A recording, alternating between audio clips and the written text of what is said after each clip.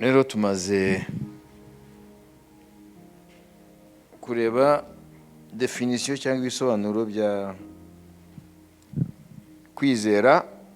Kwizera ntahandi dushaka definition muri bibiri ubwayo. Hanyuma twareye rero na principe icyo bivuga, nayo twamaze kubibona ko buri kintu cyose gifite amahame akigenga. Amen. Yaba twebwe abantu dufite amahame atugenga mu byerekeye iby'Imana yaremye. Twafashe principe ya gravité, impamvu buri kintu kiri mu mwanya wacyo, no kubera urukuruzi. Buri kintu cyose mu isi nako mu sanzure gifite masse gifatika, kirakurura cyangwa kigakururwa. Mwanyibise? Amen. Ikintu cyose gifatika kirakurura cyangwa kigakururwa. Kubera iki? Kubera yuko kiradeforma espace-temps. Twabonye ko ikiremereye gikurura ikitaremeye kuri cyo. Iyo ni hame Imana yashizeho. Bito principe ya gravité. Hariho principe niyo bibafashe ubone ko Imana ibintu byose yabihaye ibigenga. Indege. Igihe cyose indege zaragurukaga. No, batangiye buhoro kugeza aho bakora indege tubona ubu. Sibyo? Niyo bita principe ya aerodynamisme. Principe ya aerodynamisme niyo ituma indege ziguruka. Bagi babyiga imbaraga z'umuyaga, ibintu byose hariho za principe zigenga umuyaga n'ibigenda mu muyaga. Niyo bita principe aerodynamique. Donc hariho za principe kugira ngo bagire uyu munsi aho indege zigenda, bagiye biga bametriza buhoro principe ya aerodynamisme.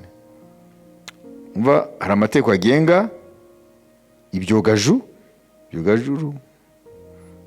Amen. Haleluya. Iyo ni ibintu tugiye kumenya.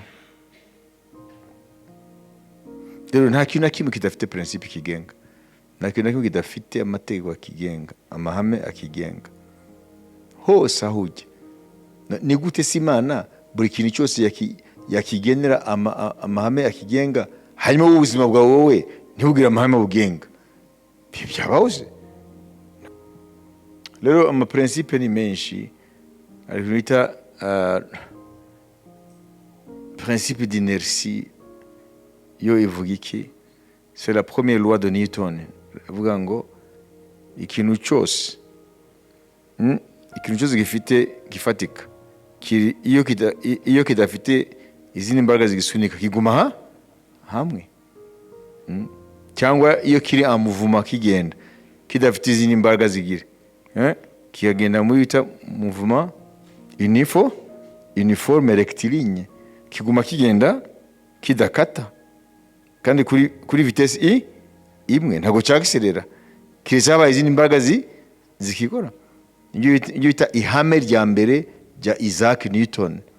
Ibyo bita principe d'inertie. Buri kintu cyose rero gifite principe zacyo. Wabibise? Nawe kugira principe, kugira amahame agenga ubuzima bwawe. Okay? Ntuzaba umuntu wawe gusa udafite amategeko akugenga. Kandi nta muntu aza kuyaguha.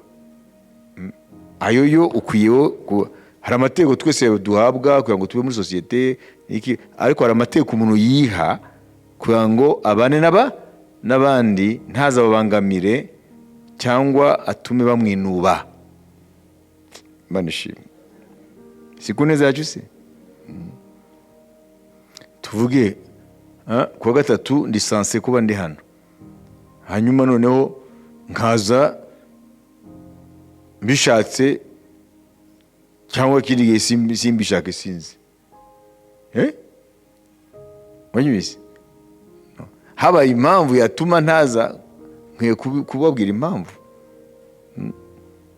Nkabwira ni rero nubwo ntabwira impamvu, ndabwira rero ku mpamvu zitandurutseho kuwa gatatu sinzaboneka. Sibyo? Iyo ni hame kugira ngo tubane neza. ninagaruka munyumve. Wabizi ni hame nkwiye kwishiraho jewe. Wabizi ko muri sanse kumbona hano nayo narava rero ku mpamvu utanturutseho umunsi ushobora kutabivuga personnellement ariko nkatuma kugira ngo mumenye uko abantu bakwiye kubana. Rero iyo hame se rifite bose. Hoya hari n'umuntu mugirana gahunda ntanaze muhanahura ntisobanure. Ntabwo murabona abantu nk'abo aho se mubashira he? Niba abandi Bibiliya ivuga ngo bica gahunda, batagiraga gahunda, bene uyo ikibazo gikomeye. Abo bantu barahari. Rero nibyo tugende gusa ko buri kintu cyose Imana yagihaye amahame yakigenga, nuvuga ngo nawe uri mu byaremwe ukwiye kwiha amahame agenga ubuzima bwawe kugira ngo ubane n'abandi amahoro, kugira ngo nubangamira abandi kandi ntibakwinubira. Nibaze nk'umuntu wese agiye ajya kurara washaka byagenda gute? Byagenda gute? Egi mbabwiye nibaze ngo sinzi muri iki gihe, ariko mu gihe twebwe cya kera ntazi sinamenye igihe aricyo, hari abantu bamwe ariko ndavuga mu bintu by'imiryango n'ibiki bakagenda bakararaho abo bashatse nta gahunda. Umva bimeze gute? Cyangwa nawe ibyo mugize kubyumva? Ndavuga mu miryango n'ibiki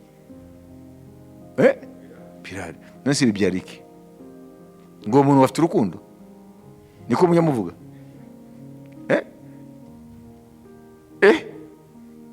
urukundo nyabaki? Urukundo wo guteza akavuyo ukwiye kujya kurara ahantu kuri gahunda. Abo bantu bakwiye kubimenya bakakwitegurira. Nubwo mufite umuvana wenda kubera nyine ntibakubwire ariko barakwinubira. Bayibizi guteza akavuyo kwiye kujya kurara ahantu wabateguje, kujya kubasura ukanababwira n'umunsi uri bumare n'iminsi n'amasaha. Ni amahame principe sikyo kuba mu buzima bwawe. Imana ishimwe. Byose bakwiye kugutegura, bategura iburiri, bategura ibyo kurya, bategura niba bategura si ikiro kimwe cy'ibishyimbo kuko binganye n'umubare murakina. Imana ubwayo mu gutora manu yavuze iki? Ngutora ibyo wishakiye? Pasika wa mwana w'intama Imana yavuze iki? Ngo nimba umuryango wihagije kuwumara nibahereza ahandi bawumare. Nimba umuryango uri muto bahe ntibakwe. Imana si byose yabigize. Ntabwo uvuga ngo nkora akavuyo tukwiye kugaca mu kweduka abantu. Imana ishimwe. Ntabwo dukoresha igitsure ni ukweduka n'education. Ariko numva kubivuga gusa ntabwo bihagije, vuga bibasomera ko muzabyita ko ari ibyanjye. Ubwo ni rwa kabiri rwa Pawulo yandikiye Abatesalonike ibice 3 ku murongo wa 10 tugeze ku murongo wa 15. Umviriza iby'ijambo y'Imana rivuga.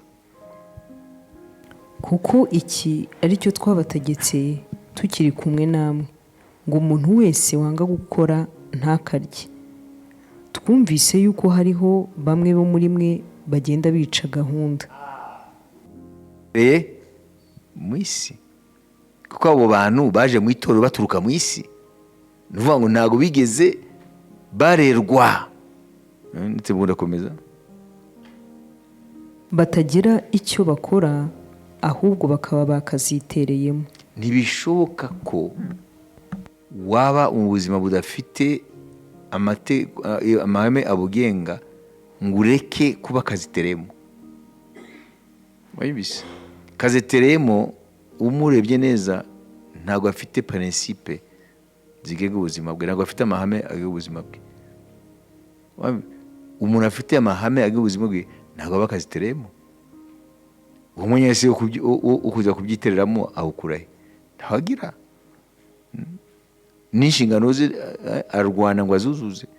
Nta mwanya wo kujya rero kureba mu byawe. Kazeteremo rero ni umuntu agenda yica gahunda, none kubera ko ubuzima bwe buri muri desordre, buri mu none akajya kureba no mu by'abandi bitanamureba. Nayibise. Cyo ni ingeso mbi zikiye gucika. Amen. Kadukomeze. Nuko rero abameze batyo turabategeka tubihanangiriza mu Mwami Yesu Kristo gukorana ituza ngo babone uko barya ibyo kurya byabo ubwabo.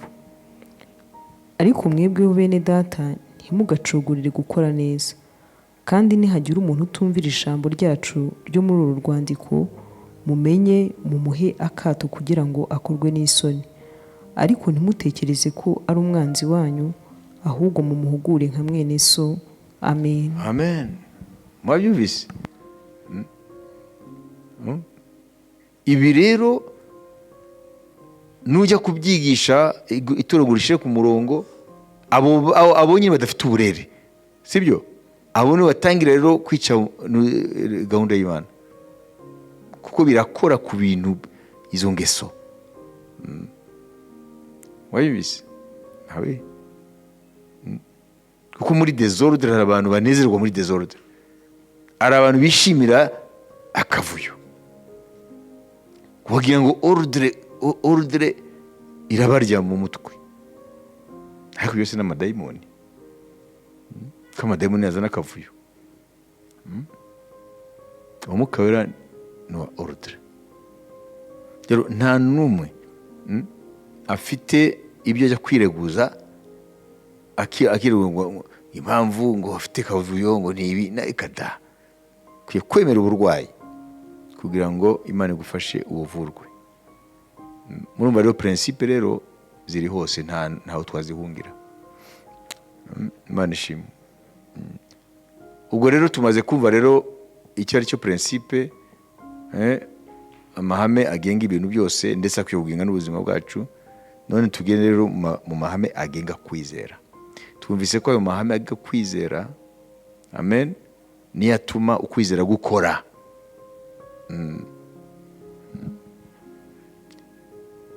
Nyatuma ukwizera gukora. Uyu munsi rero turashaka turaza gufata umwanya wo kwiga ku buzima bwa Zorobabeli kugira ngo tumenye iri somo rijyanye na uko ukwizera gukora. Kuko twamaze kumva ukwizera uko Imana ikuvuga, no kumenya neza udashidikanya ibyi ko bitazaba. Kwizera ibyiringirwa, kandi ukwizera ko kutumenyekanisha ibitaboneka ko ari ukuri.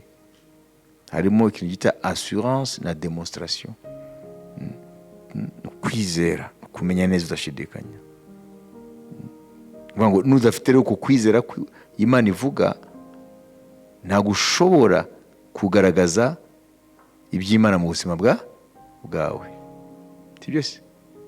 Kuko definition cyangwa ibisobanuro by'Abaheburayo 11:1-3.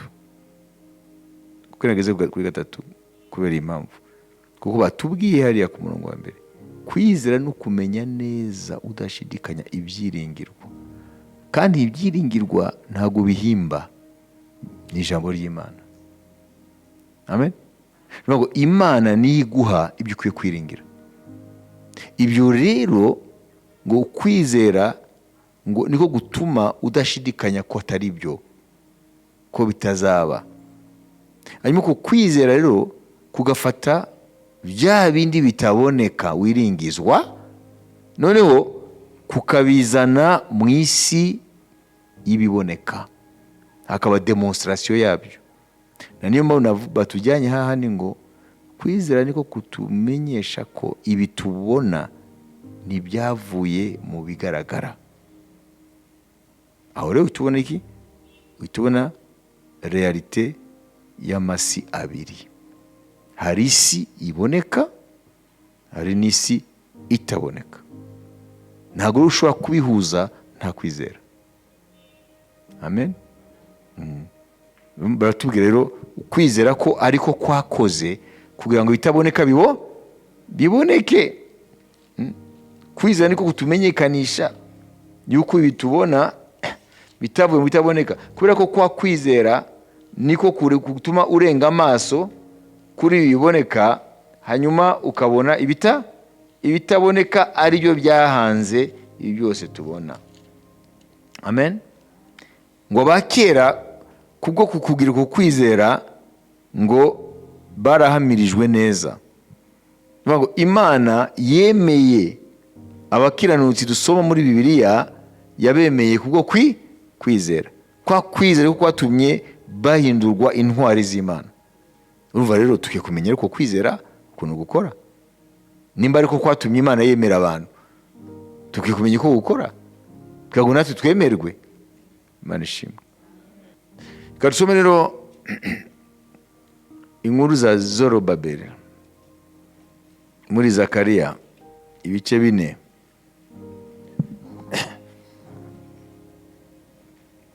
Ku murongo wa 6 tugeze ku murongo wa 10. Aha niho turi buvome uyu munsi ayo mahame yo kwizera n'icyatuma ukwizera gukora. Aransubiza ati, ijambo Uwiteka atumye kuri Zerubabeli ngiri. Ati, si kubw'amaboko kandi si kubw'imbaraga, ahubwo ni kubw'umwuka wanjye, niko Uwiteka Nyiringabo avuga. Wa musozi munini we wiyita iki? Imbere ya Zerubabeli uzaba ikibaya. Azazana n'ibuye risumba ayandi, barangurure bati, nirihabwe umugisha, nirihabwe umugisha. Ijambo ry'Uwiteka ryongera kunzaho riti, amaboko ya Zerubabeli niyo yashyizeho urufatiro rw'iyi nzu, kandi amaboko ye niyo azayuzuza. Maze muzamenye yuko Uwiteka Nyiringabo ari we wabatumyeho. Mbese hari uwahinyura imishinga? Kandi bazanezerwa babonye timazi mu ntoki za Zerubabeli, kandi ibyo 7 nibyo maso y'Uwiteka acuragana mu isi yose. Amen. Amen. Hano Zakariya cyo kimwe na Hagayi batumwe ku Bayuda igihe bavaga mu bunyage bamaze imyaka 70 i Babuloni. Hanyuma imyaka 70 irangiye nk'uko Imana yategetse ko bazamara imyaka 70 mu bunyage, ngo Imana ikazabavanayo bagasubira mu gihugu cyabo. Abayuda rero bagarutse rero twarabyize kenshi yuko abambere bari nk'ibihumbi 50, hafi 50 bayobowe na Zorobabeli na Yosuwa umutambyi mukuru. Murabyibuka Zorobabeli twumvise ko akomoka mu nda y'ingoma muri lignée de David, akomoka mu nda y'ingoma, nuvuga ngo afite igisekuruza Dawidi. Amen. Ko Zorobabeli aravugwa mu bisekuruza bya Yesu hariya muri Matayo igice cya mbere. Zorobabeli rero na Yosuwa umutambyi mukuru mu nyuma n'Abayuda bose bayoborwa nabo bamaze kureka inzu y'Imana kuyubaka, bagatangira kwita ku byabo bwite nk'uko biri uyu munsi, sibyo? Iby'Imana si benshi babyitaho. Kuba mu masengero ntabwo bivuga ko abantu bita ku by'Imana. Reka da. Amen.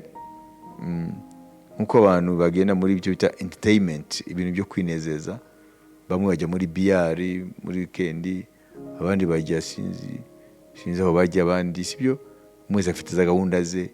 Ubwo rero n'abandi rero bavuga okay nanjye ngiye gusenga. Si ukuvuga ngo uba wita ku by'Imana, ntabwo ari byo. Wabibise? Amen. Kwita ku by'Imana nuko ufatanya nayo kubyubaka, mugakorana nayo. Nuvuga ngo rero bamaze kuhagera mu gihugu cyabo cy'Ubuyuda babanje kubaka igicaniro, twarabyize, bamara imyaka 2 bari ku gicaniro, ariko ntabwo baratekereza ku ngoro.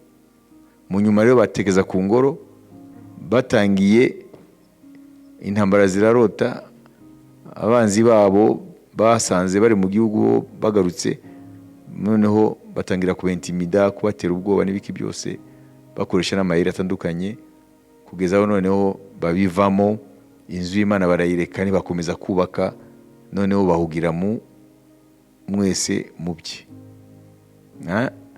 Ni Imana rero bivuga muri Hagayi, murabisoma ngo muravuga muti igihe cyo kubaka inzu y'Uwiteka ngo nikiragera, hanyuma ngo mukita kubaka amazu yanyu bitabashwa n'iki byose, ngo niyo mpamvu wa muvumo mwarawuvumwe, muziga byinshi mukabona bike. Ukorera umushahara ashyira mu mufuka utobotse, urya ntahaga, uwambara ntashira imbeho. Murabibona ibyo? Imana irabivuga ko baretse inzu yayo. None Imana rero ihagurutsa abahanuzi 2, Hagayi na Zakariya. None Zakariya rero niwe hano aravugwa, Imana yatumye kuri Zorobabeli. Amen. Hanyuma ibyo yabwiwe nibi: Zorobabeli ngo niwe washizeho urufatiro rw'iyo nzu, nuko batakomeje, barasaga n'abatangiye, kandi mu gutangira bashaho iburyo y'urufatiro yita la pierre angulaire. Mwabibise. Hanyuma babirekeraho, yita capstone, la pierre angulaire, ibuye gifatiro, jiwe kula pembeni. Noneho Imana rero iravuga amagambo y'ubuhanuzi kuri Zorobabeli. Iravuga ngo si kubw'amaboko, si kubw'imbaraga, ni kubw'umwuka wanjye, ni Uwiteka Nyiringabo avuga. Ce n'est ni par la force ni par la puissance, c'est par mon esprit, dit l'Éternel. Amen. Not by power, nor by might, by my spirit, says the Lord Almighty. Ni kuvuga iki rero? Turaza kwibona. Hanyuma arakomeza aravuga rero. Amen. Ngo wa musozi we munini uriki imbere ya Zorobabeli. Tuza kubona umusozi niki uvugwana. Wa musozi uriki imbere ya Zorobabeli. Amen. Qui es-tu, grande montagne, devant Zorobabel? Tu seras aplani. Sinzi mu Kinyarwanda hariya mu wa 7. Wa musozi munini we wiyita iki? Imbere ya Zorobabeli uzaba ikibaya. Tu seras aplani. Ntabwo ari kibaya, aplani. Ntabwo wajya gukuraho umusozi no uzana ibibaya, kuko hano ni ukubaka inzu, ntabwo ujya kubaka mu bibaya. Aplanir, kuringaniza, gusiza, uzasizwa, sibyo? Amen. Il posera la pierre principale au milieu des acclamations. Grâce pour elle. Azazana n'ibuye risumba yandi, barangurure bati nirihabwe umugisha, nirihabwe umugisha. Amen. Amen. Turabona rero umusozi niki? Amen. Ibuye rikomeza imfuruka niki?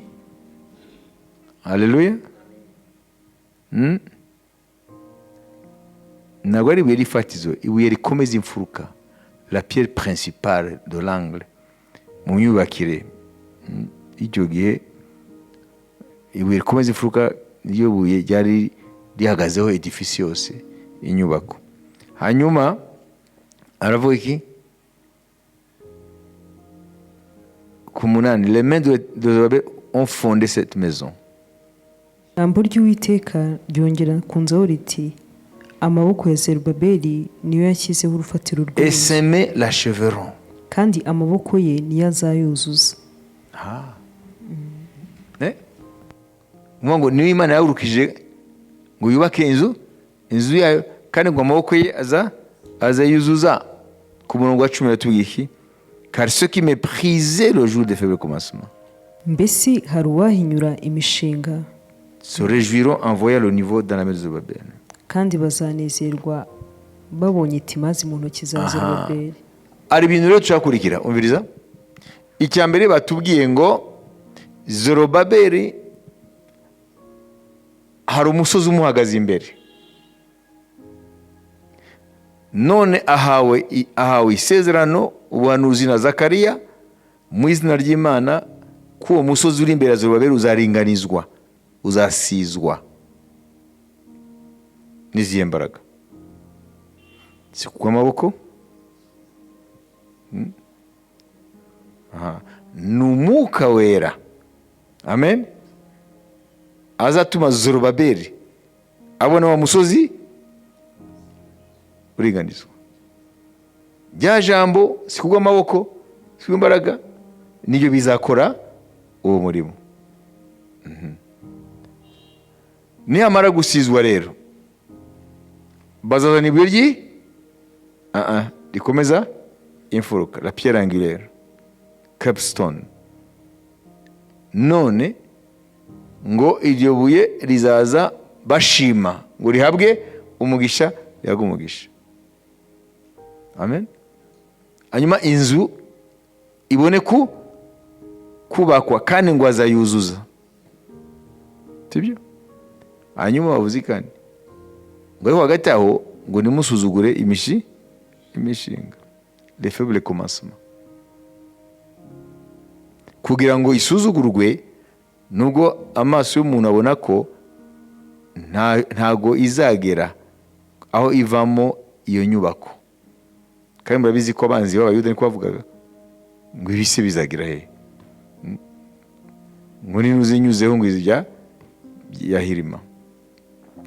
Ibi rero ni metaphore, ibi rero ni by'umwuka akoresha. Icya mbere ni kumenya ngo ese ce n'est pas la force. La force ni iki? Ngo si kuvuga imbaraga. La force ni iki? La force ivuga hano ni ubushobozi bwose bwa kimuntu, yaba ubwenge, ivuga ngo sont les capacités humaines, imbaraga za kimuntu, niyo bita force. Hanyuma la puissance ni iki? Na mikoro, l'argent, iki byose.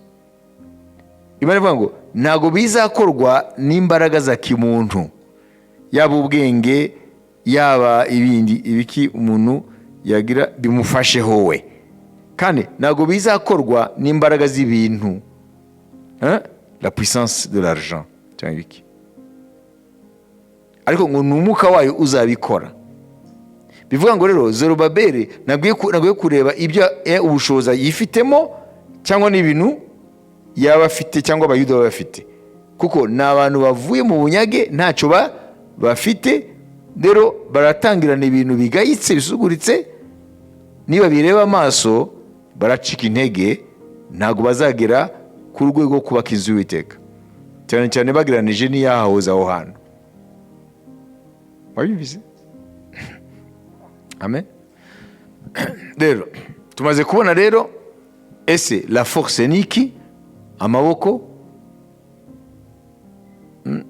ayo imbaraga ni iki? La puissance ni iki? Ariyo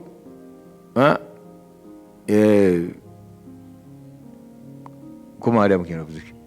Ce n'est pas la force, ni pas la puissance, bavuze iki?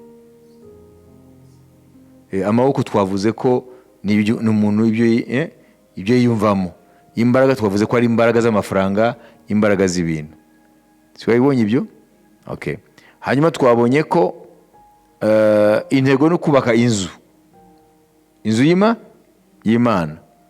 Hanyuma mu yakire babanza gushyiraho ibuye rikomeza imfuruka.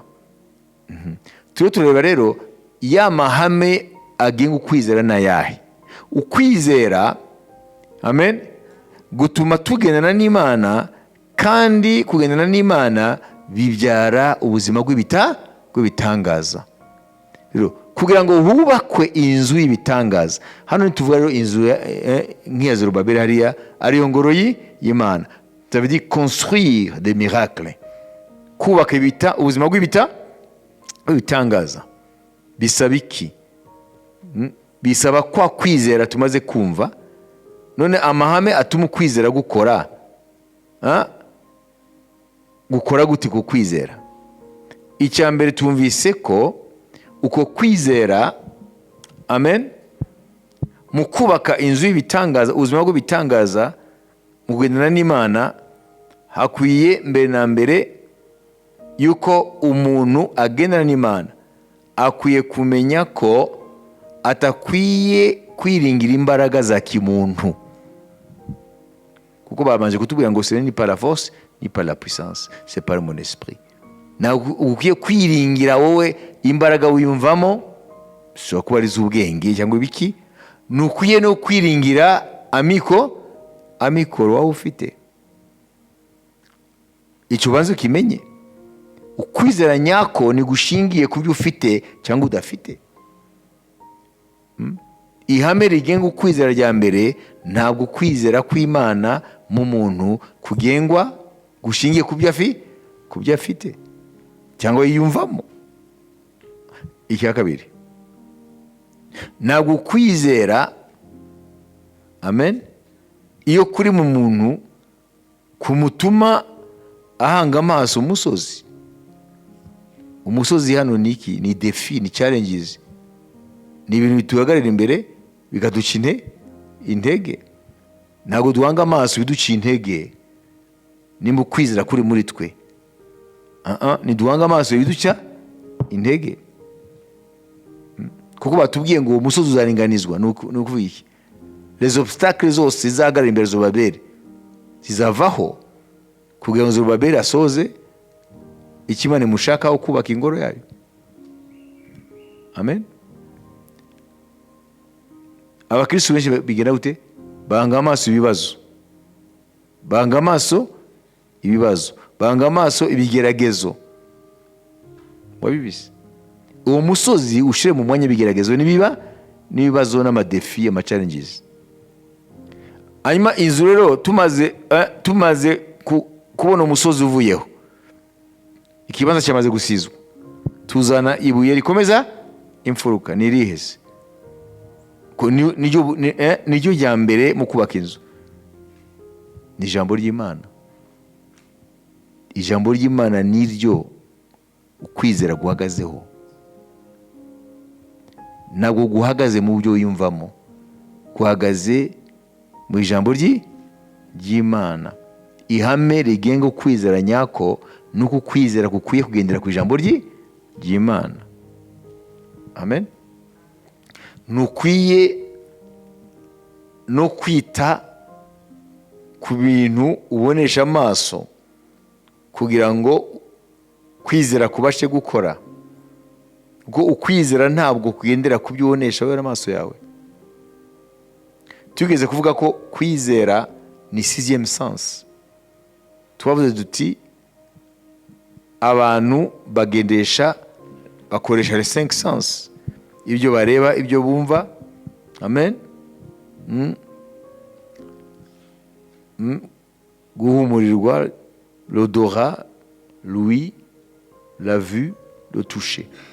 Ibyo batumva ni amatwi, ibyo batabonesha amaso, ibyo badakoraho ngo babyumve, ibyo bintu kuri bo ntabwo bibaho. Kwizera nk'uko bakwita ukwizera kwa Toma. Ko Toma yaravuze ngo nintamubona, bamubwiye ko umwami yazutse, aranga kwemera.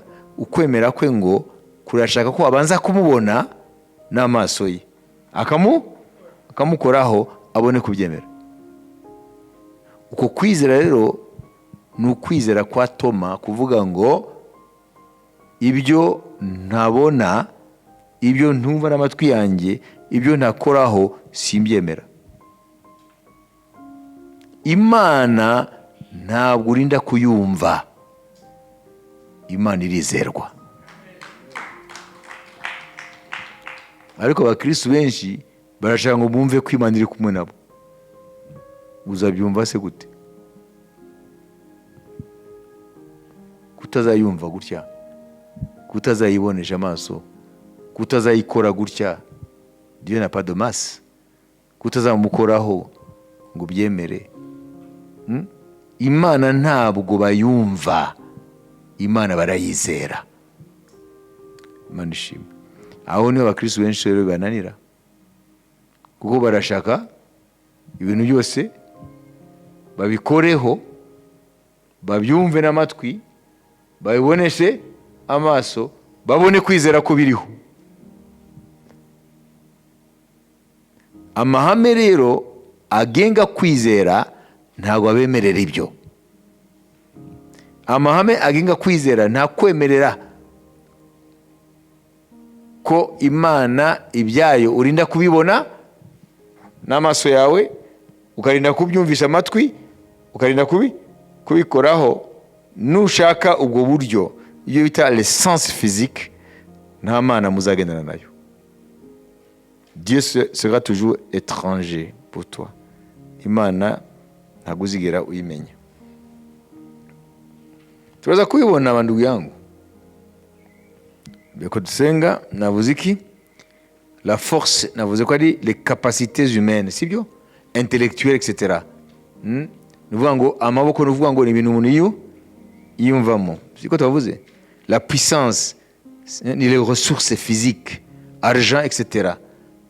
Na mikoro. Ko ntafite ibi ntabwo ushobora gukorera Imana. Ko ntabona ibi ntabwo ushobora gukorera Imana. Ko niyumvamo ibi ntabwo ushobora gukorera Imana. Mwabibise? Les montagnes twavuze ko ari amadefi, challenges, ibintu by'imbogamizi biduhagaze imbere. La pierre angulaire twavuze ko ari la parole de Dieu, ni ijambo ry'Imana. Ibuye rikomeza imfuruka, amen, ni ijambo ry'Imana. La maison, muri umwanya twavuze ko ari l'œuvre de Dieu ou le miracle de Dieu. Nuvuga ngo kubaka ubuzima bwo kugendana n'Imana twabwita ubuzima bw'ibitangaza, kuko Imana ni umwuka, Imana ni surnaturel. Urumva rero iyo mugendanye nayo hari ibintu surnaturel iboneka mu buzima bwawe. Amen. Rero ihame rya mbere rikomeye twabonye ko kwizera nyako guhagaze ku ijambo ry'Imana, ari byo twabonye muri iriya nkuru ya Zorobabeli muri Zakariya, byagereranijwe n'ibuye rikomeza imfuruka. Ntabwo mubizi se? Yesu yitwa ibuye rikomeza imfuruka, kandi Yohana akavuga ko Yesu niwe jambo we. Yesu yitwa gute? Jambo Imana. Ibyo ni mubizi se? Yohana igice cya mbere, jambo yari Imana, jambo dusomera ijambo rimwe kabiri. Igice cya mbere umurongo wa mbere n'umurongo wa kabiri. Yesu reka umve ko avugwa. Mbere na mbere hariho jambo, jambo yahoranye n'Imana, kandi jambo yari Imana. Amen. Mbere na mbere hariho jambo, jambo yahoranye n'Imana, kandi jambo yari Imana. Amen. Amen. Yesu yitwa jambo. Okay? Yesu ni jambo. Hano dufite jambo ryanditswe, les écritures, ibyanditswe byera. Yesu akaba la parole incarnée, akaba ari ijambo yambaye umubiri. Siko batubwira muri Yohana. Tusome Yohana uri ku murongo wa 10. Yari mu isi ndetse niwe wayiremye, nyamara ab'isi ntibamumenya. Yaje mu bye, ariko abe ntibamwemera. Amen. Icyakora abamwemeye bose bakizera izina rye, yabahaye ubushobozi bwo kuba abana b'Imana. Abo ntibabyawe n'amaraso cyangwa n'ubushake bw'umubiri cyangwa n'ubushake bw'umugabo, ahubwo babyawe n'Imana. Jambo yabaye umuntu abana natwe. Tubona ubwiza bwe busa n'ubw'umwana w'ikinege wa se, yuzuye ubuntu n'ukuri. Amen. Amen. Jambo yabaye umuntu. Ariko se ibyo birumvikana neza? Jambo yabaye umuntu bivuga iki se? Ese umuntu ni kuvuga iki? murabona ni ikibazo gikomeye. Umviza, et la parole a été faite chair. Murabona kuvuga ngo jambo yabaye umuntu, abantu bakarumva ibyo ari byo. Jambo yambaye umubiri. Iyo uvuze ngo jambo yabaye umuntu, na incarnation wumva icyo ari cyo. Wabibise? Jambo yambaye umubiri. Urayumva? Kuvuga ngo jambo yari umuntu, yambaye umubiri.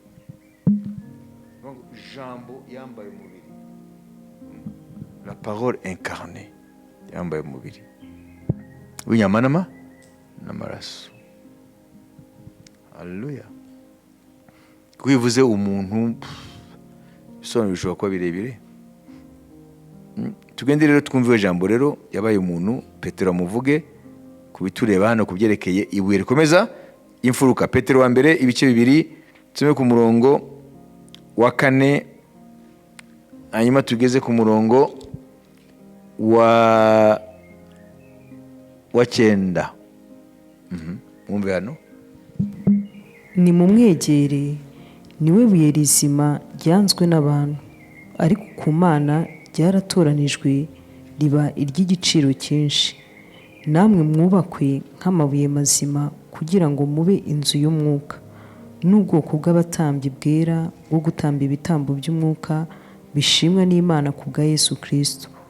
Kuko mu byanditswe harimo aya magambo ngo, dore ndashyira muri Siyoni ibuye rikomeza imfuruka, ryatoranijwe kandi ry'igiciro cyinshi, kandi uryizera ntazakorwa n'isoni.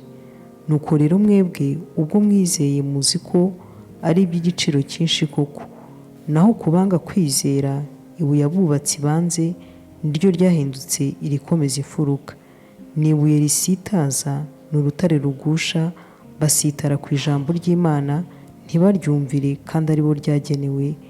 Ariko mwebweho muri ubwoko bwatoranijwe, abatambyi b'ubwami, ishyanga ryera, n'abantu Imana yaronse, kugira ngo mwamamaze ishimwe ry'iyabahamagaye ikabakura mu mwijima ikabageza mu mucyo wayo w'itangaza.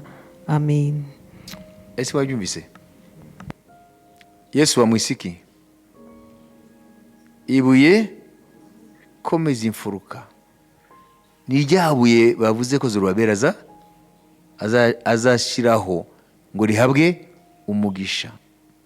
Bavuga n'ijwi ngo rihabwe umugisha. Kuko niryo riri butume inyubako ikomera. Haleluya. Haleluya. Hano bamwita cornerstone. Ibuye rikomeza imfuruka. For in scripture it says, see, I lay a stone in Zion, a chosen and a precious cornerstone. Chosen and a precious cornerstone. And the one who trusts in him will never be put to shame. Ni ukuvuga ngo rero Yesu yitwa cornerstone, yitwa pierre angulaire, yitwa ibuye rikomeza imfuruka, jiwe kula pembeni. Ngo mu nyubakiro ya kera iyo ndiyo rikomeza inyubako. Iyo rivanyeho inyubako irahirima. Ngo Yesu Imana yamwise ibuye rikomeza imfuruka. Ngo niubaka ubuzima bwawe nta Yesu, inyubako yawe ari ubuzima bwawe buzahirima. Amen. Nuvuga ngo ubuzima bwawe nta perspective ya eternity bufite. Nuvuga ngo ibyawe biraho gusa muri iyi si, nupfa uzasanga ko ntacyo wigeze wubaka. Okay? Ibintu byose wagezeho hano urabisiga, wasanga ugasanga uri zero, nta kimufite. Yesu yitwa ibuye rikomeza imfuruka. Twese duti Yesu yitwa ibuye rikomeza imfuruka. Wenda umuntu wa kino gihe ntiyamenye ibyo ari byo. Gihe nari muri 1993 1990 ari umupasitori twari kumwe mu Faransa, anjyana mu gashyamba anyereka imyubakire ya kera. Aravuga ati benshi iyo bavuze ibuye rikomeza imfuruka kuko bo bazi aya mazu y'ubu, bo musingi bakumana ikira bacukura, sibyo bakubaka. Hanyuma arakati dore ibuye rikomeza imfuruka, iyo rikuyeho byose birahirima. Nuvuga ngo Yesu yitwa ibuye rikomeza imfuruka. niwe byose bishingiyeho. Amen. Ni ukuvuga ngo rero kwizera, ihame rya mbere, kwizera nyako gushingiye ku ijambo ry'Imana. Ijambo ry'Imana nirwo rufatiro rwo kwizera nyako, niryo wizera. Amen. Ntabwo wizera ibyo utekereza, wizera ijambo Imana yavuze. Niba tubwiye ngo kwizera ni ukumenya neza ibyiringirwa, ni ijambo ry'Imana. Kandi tumeze ko kwizera ko tumenyesha ko ibiboneka ni ibyaremwe mu bigaragara, ko ijambo ry'Imana niryo ryabihamagaye bigahita biseruka, ijambo ry'Imana. Dufate urugero rwa Petero. Petero baramubwiye, Yesu ariho araza agendera hejuru y'amazi. Ba Petero barabona, baratinya, bibaza ko ari iki? Ko ari umuzimu, kuko barabona nta muntu agendera hejuru y'amazi. Iyo babona ni ibintu bateye ubwoba. Imana ishimwe. Amen. Matayo 14:22-23. Hano turaza kubona rero ihame ryo kwizera, uko kwizera gukora. Tuvuye rero muri definisiyo y'ukwizera, gusobanura ukwizera icyo ari cyo, tugeze rero kureba uko gukora. Matayo 14. Uwo mwanya ahata abigishwa be ngo bikire mu bwato babanze hakurya, amare gusezerera abantu. Amaze kubasezerera, aragenda azamuka umusozi wenyine ajya gusenga. Bwari bugorobye ariyo wenyine, ariko ubwato bugeze imuhengeri buteraganwa n'umuraba, kuko umuyaga ubaturutse imbere. Nuko mu nkoko aza aho bari agendesha amaguru hejuru y'inyanja. Ariko abigishwa bamubonye agendesha amaguru hejuru y'inyanja, bahagarika imitima, batakishwa n'ubwoba bati ni umuzimu. Ariko uwo mwanya Yesu avugana nabo ati, nimuhumure, ni jyewe, mwitinye. Petero aramusubiza ati, mwami, niba ari wowe, untegeke nze aho uri ngendesha amaguru hejuru y'amazi. Aramusubiza ati, ngwino. Petero ava mu bwato agendesha amaguru hejuru y'amazi ngo asange Yesu. Amen. Amen. Amen. Aha. Komeza. Ariko abonye umuyaga ko ari mwinshi, aratinya. Atangiye kurengerwa, arataka ati, databuja nkiza. Uwo mwanya Yesu arambura ukuboko kwe, aramufata, aramubwira ati, yewe ufite kwizera gukewe, ni iki gitumye ushidikanya? Amen. Amen. Murabona Yesu, turabona hano Yesu n'abigishwa be. Yesu agendera hejuru y'amazi, Petero na bagenzi be bibaza yuko ari muzimu. Hanyuma Petero ati, mwami, nimba ari wowe, teka nze ngusange. C'est un fantôme. Et dans les frères, ils poussaient des cris. Jésus lui dit aussitôt, rassurez-vous, c'est moi, n'ayez pas peur. Yesu aravuga ati, nimutinye, ntabwo ndi umuzimu, ni jyewe. Noneho Petero ahita avuga ki, Seigneur, si c'est toi, ordonne que j'aille vers toi sur les eaux. Ngo nimba ari wowe, teka ngendere hejuru y'amazi ngusange. Yesu aravuga ati, ngwino. Ako kanya Petero ava mu bwato, nawe agendera hejuru y'amazi nka shebuja. Ariko ataramugeraho, haguruka umuyaga. Ngo agira ubwoba, amaze kugira ubwoba, atangira kumanuka mu mazi, arataka ngo umwami amutabare. Amen. Ngo umwami nkiza amufata ukuboko, noneho aramubwira ati, wa muntu ufite ukwizera guke we, kuki washidikanyije? Hano turabona principe yo kwizera. Ihame ryo kwizera ni rihe? Niki cyatumye Petero agendera hejuru y'amazi, kandi nta muntu mu bisanzwe agendera hejuru y'amazi? Ni ijambo Yesu yavuze.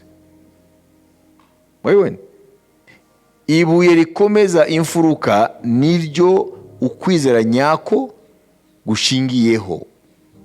Ijambo ry'Imana niryo buye ryubakiweho ukwizera nyako.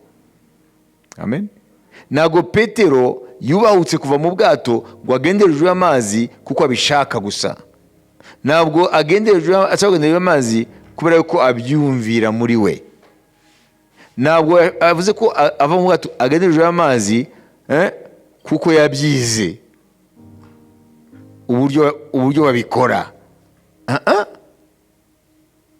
Bya bindi ngo ce n'est pas la force ni pas la puissance. Amen. Ntabwo ari byo wiyumvamo ubushobozi cyangwa za tekinike runaka uri bukoreshe cyangwa ibindi bintu uri bushingikirije. Ibyo ntabwo bikora muri domaine yo kwizera. Ibyo ntabwo bikora mu isi yo kwizera, ahubwo hakora umwami yavuze iki. Amen. Noneho ukagendera kuri iyo jambo ry'umwami. Aho niho rero supernatural itangira gukoreka mu buzima bwawe. Aho niho utangira kubona ibintu bitandukanye bidashobora gusobanurwa n'ubwenge bwawe, bitangira kugaragara mu nzu y'ubuzima bwawe. Kuko hano turiho turubaka inyubako yo kwizera. Umukozi babiri bamuhamagare kubaka inyubako yo gusenga Imana, ingoro. Okay? Mumvise hano inzu yacu? Ntabwo ari inzu y'amabuye.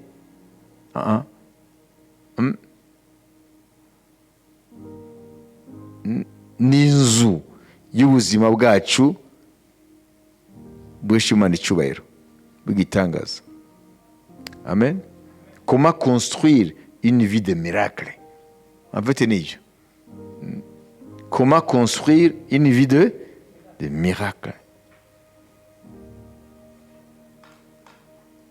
Ubuzima bw'ibitangaza. Ihame rya mbere twabyumvise, kwizera nyako gukora, kwizera nyako gukora gute? Iyo uwitwa ko yizeye, amen, agendera ku ijambo ry'Imana. You have to act according to the word. Ukwiye gukora uko ijambo ryavuze. Amen. Kubw'ijambo ryawe ndajugunya ishundura.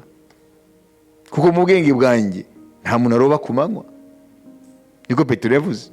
Ariko kuko bivuze, kubw'ijambo uvuze, ndajugunya ishundura. Imana ishimwe. Ntabwo ugendera ku byo utekereza wowe. Hanyuma imisozi ihagaze imbere yawe izaringanizwa n'iki? Kugira ngo utambuke, komeze kugendana n'Imana. Kuko nushaka kugendana n'Imana by'ukuri, hari imisozi izahagarara mu nzira yawe. None izavaho gute? Izakurwaho n'iki? Ni ijambo ry'Imana. Amen. Hanyuma no guhanga amaso iyarivuze. Naguhanga amaso umusozi, uhanga amaso iryo jambo ugendeyeho uwarivuze. Nibyo yavuze ngo si kubw'amaboko, si kubw'imbaraga, ni kubw'umwuka wanjye. Amen. Ntabwo ujya kureba konte amafaranga arimo urebe ko yabasha kukuvana muri ibyo bibazo. Ntabwo ujya kureba ubwenge bwawe budange buhimba ibintu. Ureba iyavuze ijambo, kuko niryo ukwizera gugenderaho ni ijambo. Amen. Iyo twabivise, twavuze ko ukwizera ntabwo guhagarara ku byo twumva cyangwa tureba cyangwa dukora. Kuko Imana ntabwo barinda kuyumva. Imana barayizera hanyuma igakora. Amen. Hano nanditse gutya mumbiza, turashaka mu Kinyarwanda, trop souvent nous confondons notre foi avec nos sens. Kenshi twitiranya kwizera n'ibyo twumva dukora. Ije murayumva? Trop souvent nous confondons quoi? La foi et avec nos sens. Ntago mbyumva, sindabibona. Urashaka ko iby'Imana ubyumva, ngo ukabibona, ukabikoraho, ubone kubyemera. C'est ce que l'apôtre Paul déclare quand il dit que nous devons marcher par la foi et non par la vue. Niyo Paul avuga ngo twebwe nitugendesha aya maso tuyoborwa n'iyo tubona ngo tubyemere, tugendesha kwizera. Imana ishimwe. Nibyo avuga mu Korinto wa 2:5-7. Kwizera gufite amaso yako. Haleluya. Ni sixième sens. kuko tuba tugenda tuyoborwa no kwizera, tutayoborwa n'ibyo tureba. Amen. Amen. Haleluya.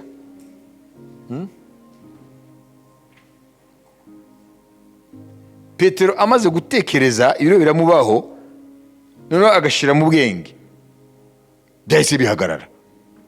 Noneho asubira mu isi isanzwe, aho umuntu akandagiye mu mazi agira gute? Yibira. Iyo turetse kugendera ku ijambo ry'Imana no guhanga amaso nyiraryo, amen, nimba twarabitangiye gutyo, amen, duhita tutangira kugira ingorane, kuko reality iyi turi mu isi na limite zayo bitangira rero kudufata, ibitangaza bigahagarara.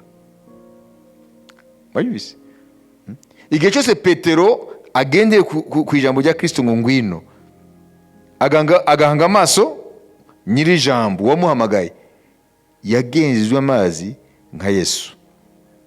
Wageze hagati abonye imiyaga ije, vuga ngo nijya bigeragezo rero, hanyuma atangira gutekereza nk'umuntu, ahita amanuka mu mazi rero. Miracle yari arimo irahagarara, ngo mwami ntabara ndapfuye, atangiye kumanuka.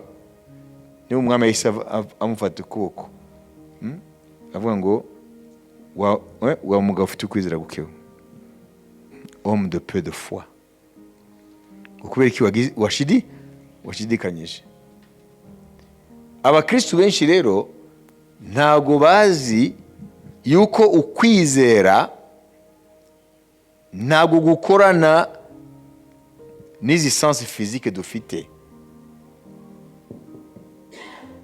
Ko ntabikoraho ntabwo ari byo, ko ntabyumva ntabwo ari byo, ko ntabibona ntabwo ari byo. Non, la foi n'a rien à voir avec le sens physique. Kwizera ntago guhuriye n'ibyo. Amen. Aya maso Imana yaduhaye ngo atuyobore muri isi tubona, tubone iri zuba, tubone ibi, tubone n'abantu. Amaboko turakoraho ibintu tukavuga ati ibi biririyo, kubera ko mbibona birireyere, birahari. Kwizera, navuze mbere ko buri kintu cyose mu isi kigengwa n'amahame yacu. Amen. Imibiri yacu igengwa n'amahame nyine y'isi ifatika. Kwizera nako gufite amahame yako. Amahame yako na yahe? Kwizera kugengwa n'ijambo ry'Imana. Amen. Kandi tuganga amaso nyiri ijambo. Kwizera ntuzigere kwitiranya na sens physique. Ibyo mumaze kumenya sens physique sibyo? Ntuzabyitiranye, ntaho bihuriye.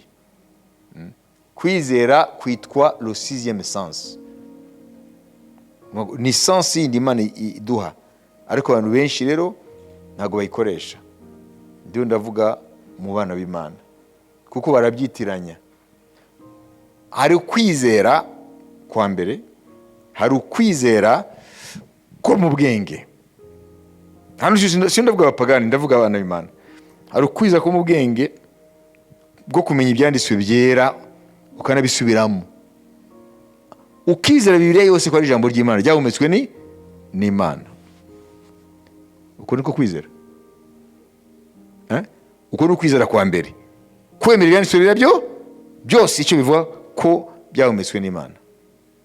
Kuri kwa mbere hari ukwizera kwa kabiri. Amen.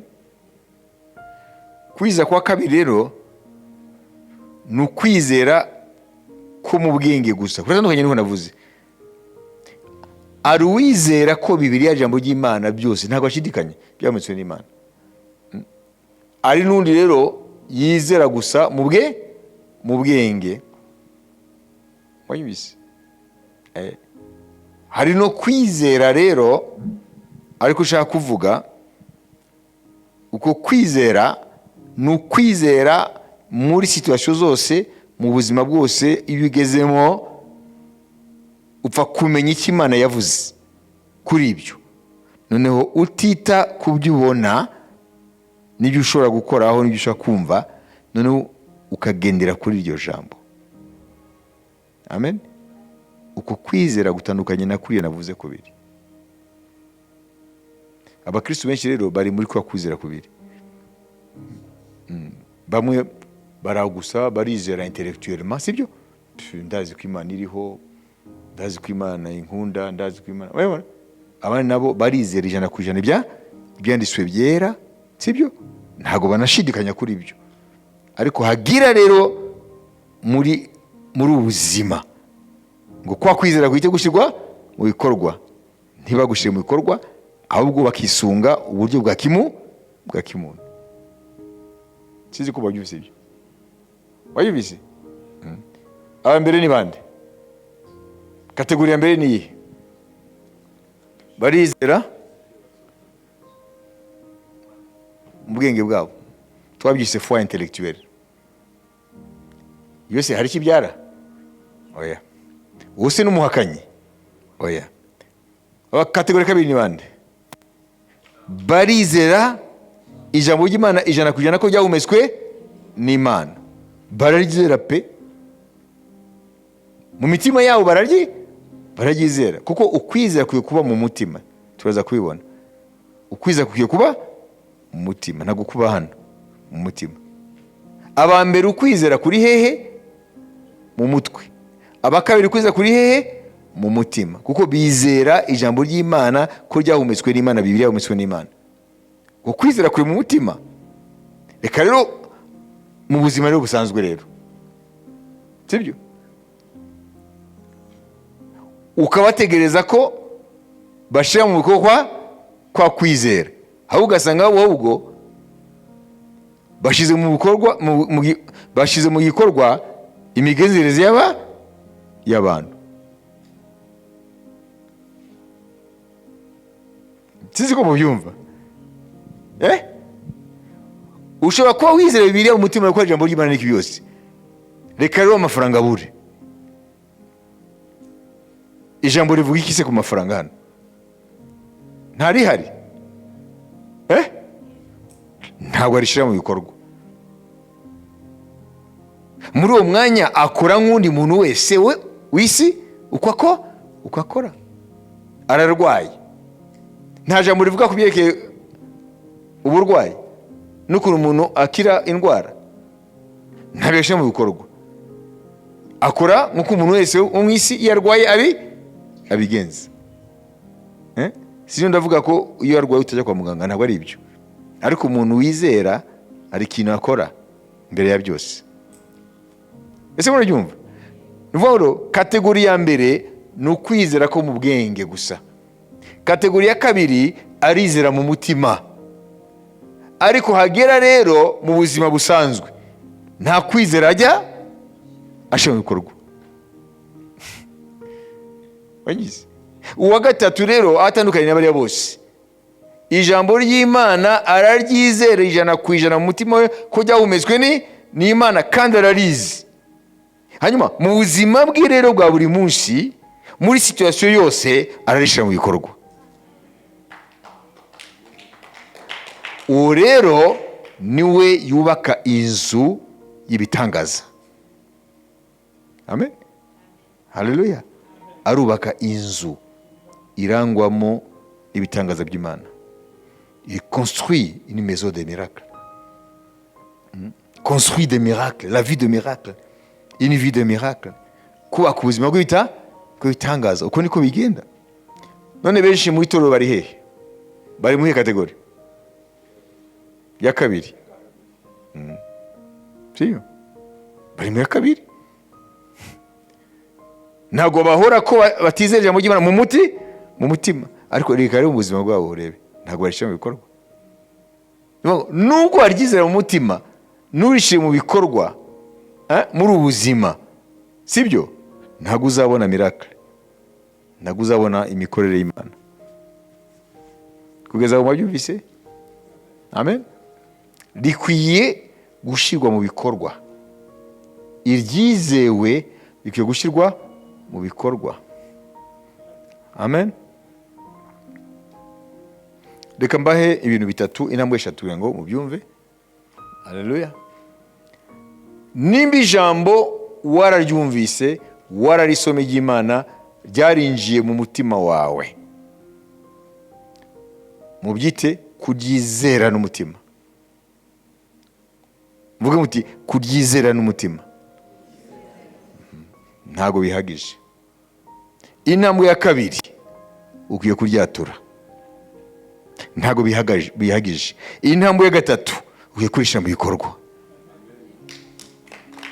Aho ni bibyara igitangaza. Imana ishimwe. Aho ni ibintu byazambiye. Aho ni byazambiye. Ni steps zingahe? Ni intambwe eshatu. Amen. Ijambo ry'Imana ryageze mu mutima. Icya kabiri, ryarizewe. Iyo mvuze ko ryageze mu mutima, ryarizewe. Hanyuma icya kabiri ni iki? Kuryatura. Impamvu tuvuga nuko twizeye, niko Pawulo avuga. Kuryatura. Hanyuma bibyara ibitangaza. Kurishyira mu bikorwa. Aho niho ubona rero ubuzima bw'ibitangaza. Imana ishimwe. Izo ntambwe zikwiye kubahwa.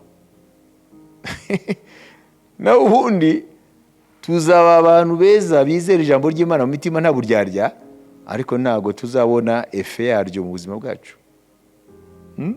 Ntabwo uzabona efe yaryo mu buzima bwawe. Imana ishimwe. Amen. Shira mu bikorwa. Benshi rero umwana b'Imana batsindirwa mu gushyira mu bikorwa ikiri mu mitima yawo. Amen. Bamwe kiri mu mitima, amen, ntibacyatura. Abandi nabo kiri mu mitima icy'Imana, ijambo ry'Imana, bakatura ariko ntibashyira mu bikorwa. Ça produit rien, ntacyo bizana. Donc la foi est notre sixième sens. Twabonye ibyo. Hanyuma twabonye ko la foi ne fixe pas ce regard sur la montagne ou les épreuves, les défis. Kwizera ntabwo guhanga amaso ibigeragezo. Murabyibuka? La foi puise sa puissance dans le surnaturel de Dieu. Kwizera kuvuma imbaraga zako mu isi itaboneka y'Imana. Amen. Donc la foi plonge son regard dans l'invisible. Kwizera kureba mu isi itaboneka. Nijya bivuze ngo ntabwo ari kubw'amaboko, si ubw'imbaraga, ni kubw'umwuka wanjye. Kumuka ntabwo tumubona. Ari muri dimension surnaturelle. Niyo dusoma Abakorinto wa mbere 2:5. Abakorinto wa mbere 2:5. Kugira ngo kwizera kwanyu kudahagararira ku bwenge bw'abantu, ahubwo mu mbaraga z'Imana. Amen. Voilà. Kwizera kwanyu ni guhagarara mu bwenge bw'abantu. Mu bwenge bwawe bukorera he? Mu bwonko bwawe. Kwizera nawe ukwiye kuba mu bwonko bwawe, cyangwa mu bintu bya kimuntu. Kwizera guhagarara mu mbaraga z'Imana. Kuko Zorobabeli ngo ntabwo akwiye kuzanga amaso umusozi. Amen. Kuzubaka ingoro y'Imana akwiye guhanga amaso umusozi. Oya, akwiye guhanga amaso imbaraga ziringaniza umusozi. Izo mbaraga ni izihe? Z'umwuka wera.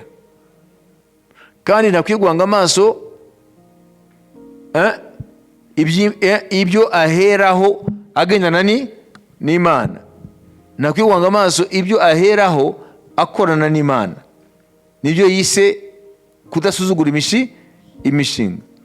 Kuko wowe ubona ko bisuzuguritse, ariko Imana yibonamo kiriya kintu kigamijwe. Turiya tubuye duke bazanye kuri chantier y'Imana, amen, hahoze ingoro ya Salomo, turiya dukoresho duke, Imana ahubwo yabona ko dukoresho duke tutazigera tuvamo ingoro, ahubwo Imana yatubonagamo ingoro yuzuye. Imana yahabwa icyubahiro. Haleluya. Amen. Kenshi Imana yaduhamagara gukora umurimo wayo, hanyuma Imana yatubwira ukareba ufite utuntu tudafashe, ariko Imana ivuga ati haguruka kora ibi.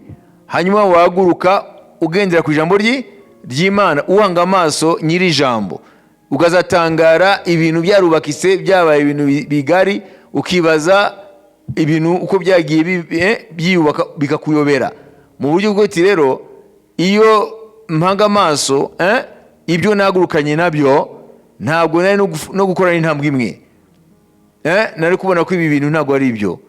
Ariko ngo ntusuzugure imishinga, ntusuzugure faible commencement, ntusuzugure ibyo bintu Imana iguhamagaye ngo wagurukiye muri ibyo. Gideon, uraho wantwariwe, ugenda n'intwari imeze gute? Dore ndiho ndiyisha mu buvumo, ndiho ndasekura utungano turye dupfe, kuko bari Abamidiyani batumereye nabi. None izo mbaraga se nizi? Umwami yamwisiki umunyembaraga, umunyamaboko. Murabona? Ni ukuvuga ngo Imana imubona muri ya shusho y'ibyo ishaka kumukoreshamo. Imana ivuze ngo haguruka ukore biriya, Imana ibizi muri uwo mwanya ibyo urimo, amikoro, ibyo uri buhagurukanye nabyo. Nibyo Imana yavuze ngo ntukite kuri le faible commencement, ntukite kuri iyo mishinga, kuri ibyo bintu bito ufite, ahubwo ite kwiguhamagaye aba ari uhanga amaso, kandi ugendere ku ijambo yaguhaye. Amen. Ubwo ibyo bito ibonamo cya kintu cyarangiye gukorwa. Oh, haleluya. Uto tubuye nako gasenyi, uwo musenyi muke n'uto tubuye, Imana yabonyemo deja ingoro. Zerubabeli ni wowe uzubaka ingoro, kandi uzayirangiza. Amen. Amen. Wazanye ibuye rikomeza imfuruka, none uzarangiza. Niko bimeze. Ibyo ni ibintu ukwiye kumenya, amahame agenga ukwizera. Nta na rimwe Imana yigeze ihamagara umuntu afite ibihagije. No. Ntibibaho. Iteka Imana yamagarira umuntu umurimo umurenze, mu buryo kubwe n'ibimuzengurutse ashobora kwibwira ngo mwami wibeshye, ntabwo ari jyewe, ubwo nundi, Yesu nabibasha. Abantu bose Imana yahamagaye babonye excuse kuvuga ati ntabwo ari jyewe. Murabona? Mose ngo nta capacité kuvuga mfite, ntabwo nzi kuvuga. Mubibise.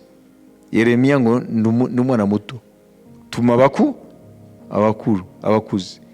Umuntu wese yagiye abona excuse, kuko yirebaga par rapport y'Imana imuhamagariye, akaza kwibaza ngo Imana yamwibeshyeho.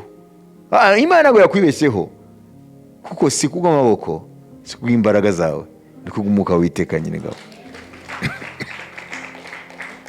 Amen. Personne n'est à la hauteur. Nta n'umwe. Ça nous dépasse. Biraturenze. Imana ishimwe.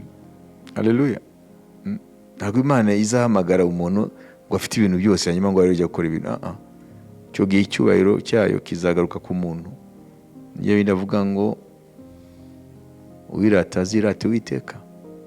Umunyamaboko niyirate amaboko ye, umunyabwenge niyirate ubwenge bwe, umutunzi niyirate ubutunzi bwe, ariko uwirata yirate ko yamenye igihe Uwiteka nyiringabo. Niyo mpamvu Imana ihamagara abantu badashoboye, badafite ibikwiriye, kugira ngo Imana ubwayo iziheshe icyubahiro. Haleluya. Nibyo dusoma mu Bakorinto hariya. Abakorinto wa mbere umurongo wa mbere Abakorinto wa mbere igice cya mbere umurongo wa 28 tugeze kuri 31. kandi n'ibyoroheje byo mu isi n'ibihinyurwa n'ibitariho Imana yarabitoranije ngo ihindure ubusa ibiriho, kugira ngo hatagira umuntu wirata imbere y'Imana. Niyo ibaha kuba muri Kristo Yesu waduhindukiye ubwenge buva ku Mana no gukiranuka no kwezwa no gucungurwa, kugira ngo bibe nk'uko byanditswe ngo uwirata yirata Uwiteka. Amen. Amen. Mwabibone? Naryo jambo yavugiye muri Yeremiya 10 ibice 9 umurongo wa 23. Tugeze ku murongo wa 24. Uwiteka avuga atya ati, umunyabwenge ye kwirata ubwenge bwe, n'intwari ye kwirata ubutwari bwayo, umutunzi ye kwirata ubutunzi bwe, ahubwo uwirata yirata ibi, yuko asobanukiwe akamenya yuko ari jye Uwiteka ugirira imbabazi no kutabera no gukiranuka mu isi, kuko ibyo ari byo nishimira, niko Uwiteka avuga. Amen. Mwumvise? Niyo mpamvu rero kwizera kubera ko kugamije guhesha Imana icyubahiro, ntabwo rero kwahagarara mu bushobozi bwa kimuntu.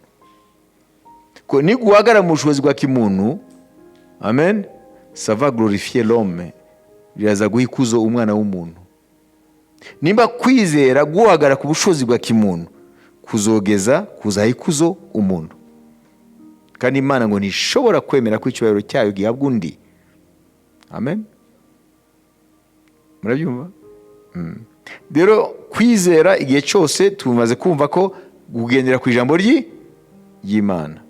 Kwizera guhagaze ku ijambo ry'Imana. Abaroma 10:17. Kwizera kuva ku kumva ukumva ijambo rya Kristo. Kandi basomere tusubira tubasomere ko ari igibona ibagirwa. Kwizera ntabwo kuva mu bwenge bwawe, ntabwo ari byo twize mu ishuri rega. Dore kwizera guheshwa no kumva, no kumva kukazanwa n'ijambo rya Kristo. Amen. Amen. Haleluya. Ukwizera nyako kuba mu mutima, kandi uko kwizera guhamagariwe gukura kandi gukuzwa n'ijambo ry'Imana no gusenga no kuritekerezaho. Amen. No kurishyira mu bikorwa rimaze kwizerwa no kwaturwa. Rimaze kwizerwa no kwaturwa rigashyirwa mu bikorwa. Uko niko kwizera gukura rero. Kuko kwizera kubyarwa n'ijambo ry'Imana, kugakuzwa n'ijambo ry'Imana, kugakomezwa no gushyirwa mu bikorwa kumaze kwaturwa. Haleluya. Ni ibintu by'ingenzi gusa niyo ndabahagurira ngo mubimenye uko ukwizera gukora. Wabonye ukwizera kwawe se aho kwapfiriye? Wakubonye? Ushobora kwizera ijambo ry'Imana mu mutima wawe ariko ntirikore, kuko ridashyirwa mu bikorwa kandi ntiryaturwe mu buzima bwawe. Paul aratubwira ko ukwizera, nabibabwiye ko gukwiye kuba mu mutima atari mu bwonko. Abaroma 10:10. Kwizera nyako kuba mu mutima atari mu mutwe. Kuko umutima ari wo umuntu yizeza akabarwaho gukiranuka, kandi akanwa akaba ariko yatuza agakizwa. Amen. Amen. Ngo kwizera ko umutima ari wo umuntu yizeza. Umutima ni wo umuntu yizeza. Akanwa iratuza. Wabyumvise? Ntabwo rero wizeza ubwonko, ntabwo wizeza umutima, wizeza umutima. Ntabwo wizeza umutwe, ubwenge, ntabwo wizeza ubwenge. Umutima niwo wizera. Amen. Hanyuma akanwa niko watuza. Ibyo rero birajyana rero. Kwizera mu mutima, umaze kumenya ijambo ry'Imana ukaryizera, ukaryatuza akanwa kawe. Ibi ntabwo bikora gusa igihe turatuza abantu kwakira Yesu. Ni principe, ni ihame rigenga kwizera mu buzima bwose. Amen. Yaba igihe cyo gukizwa, yaba n'igihe cyose tugendana n'Imana, tukwiye kwizera ijambo ry'Imana mu mitima yacu, tukwiye kuryatuza akanwa kacu muri situation turimo, noneho tukwiye no kurishyira mu bikorwa kugira ngo rero tubone ukuri kwaryo. Aho niho kwizera rero kurema ibintu. Yesu yaravuze iki igihe yavunye wa mutini, Mariko 11, hanyuma wa Petero bwiye bakabona ko umutini wumye. Yavuze iki? Yavuze ngo mugire ukwizera kw'Imana, mukijyana ngo mwizere Imana. Non, et la foi de Dieu. Mugire ukwizera kw'Imana. Kumeze gutera ukwizera kw'Imana. Imana iratura ijambo ryayo, ikarishira mu bikorwa. Ngo tuyiganire ukwizera kw'Imana. Imana iratura ijambo ryayo, ikanarishira mu bikorwa. Ngo natwe tugire ukwizera kw'Imana. Kwatura ijambo ry'Imana, kukarishira mu bikorwa. Aho niho tubona resultat, niho tubona ibiva mu kwizera ijambo ry'Imana. Twayumvise?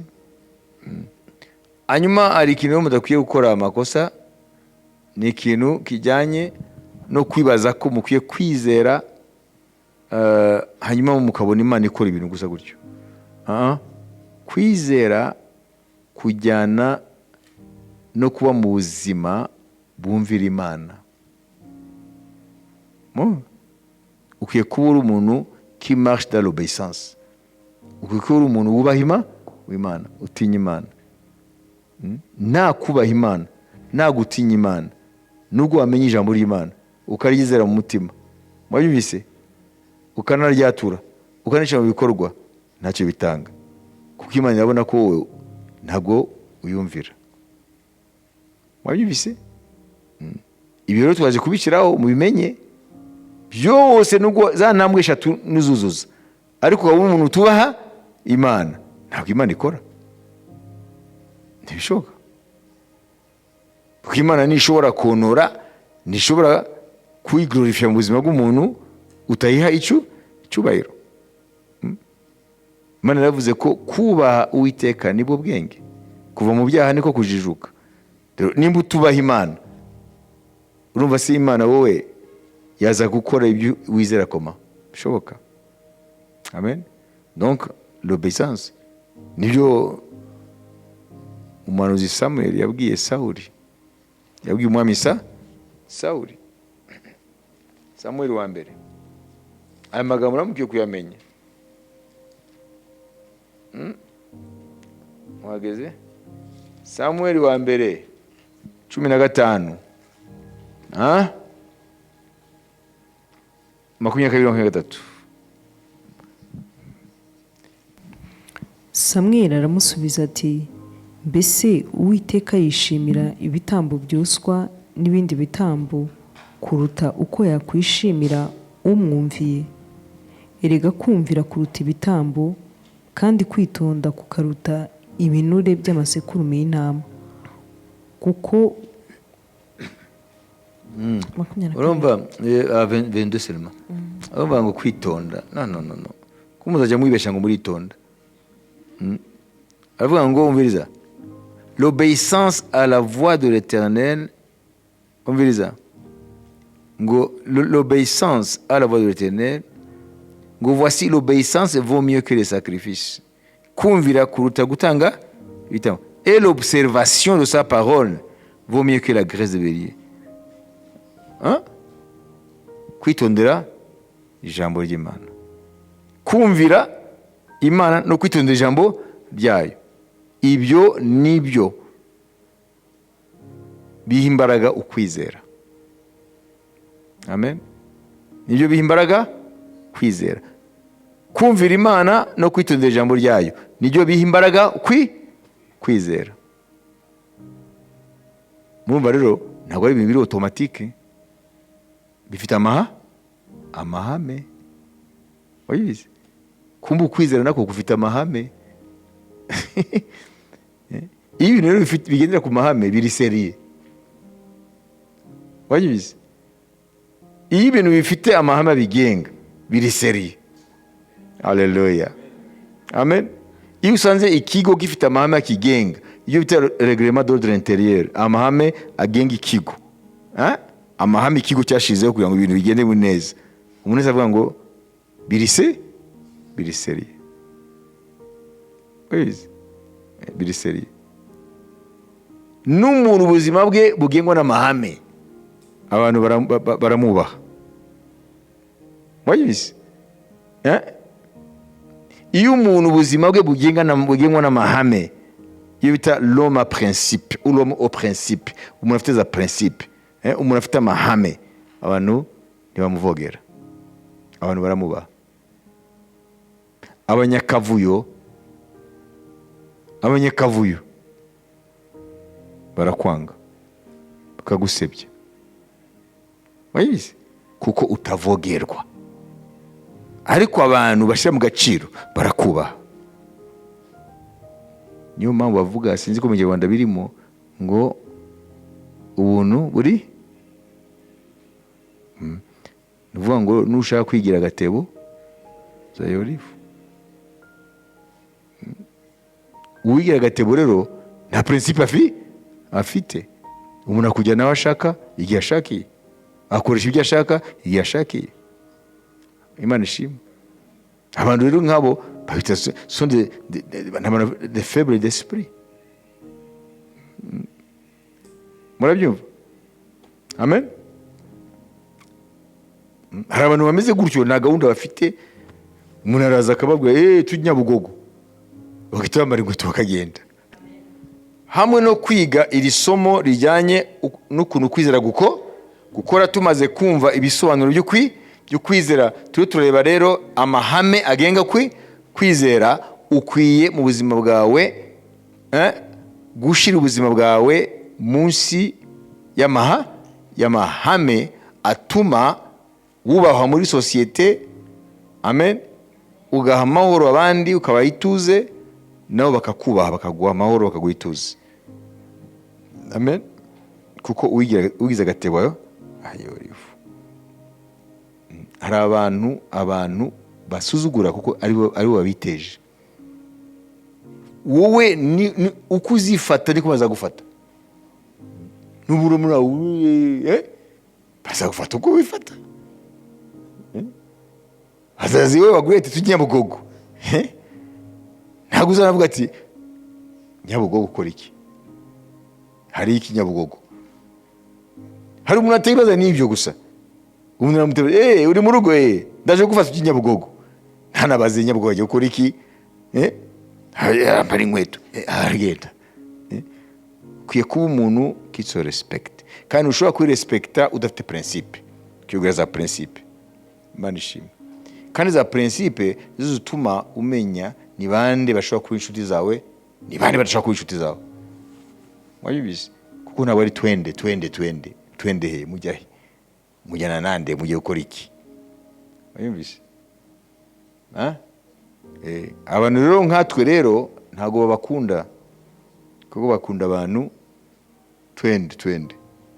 Wabibizi twe batwita ngo abirasi, kuko utemera ko baguparamiye, waparamiye punda, nibagende burire indogobe.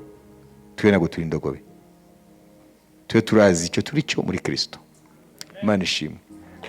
Imana yagucyubahiro. Ntukemere kuba punda, ntukemere kuba indogobe. Nuyigira indogobe, umuntu wese azaza nutakarabye n'ibyondo aza punda. Ipunda se nemuyizi, indogobe. Hari abantu nk'abo rero bameze nk'ipunda gusa.